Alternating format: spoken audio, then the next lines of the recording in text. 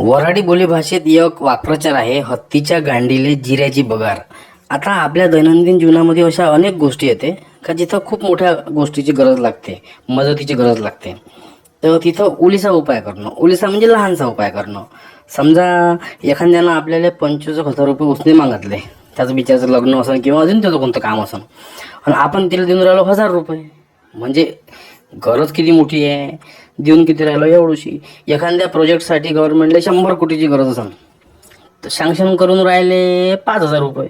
जमते काय? असं नाही. म्हणजे एखाद्या मोठ्या कामासाठी लहानशी तरतूद करणं. एखाद्याला सपाटून भूक लागली आहे आणि त्याला आपण म्हणून राहिलो का तू भाऊ 2 रुपयाचा बिस्किटचा पुडा खाऊन टाक पार्लेजीचा आणि भागून टाकतोय. भूक जमते काय? नाही. शेतकऱ्याला गरज आहे एका मोठ्या तरतुदीची, त्याच्या मालाला तरतुदीची गरज आहे, पण गव्हर्नमेंट देऊन राहिलं 2,000 रुपये.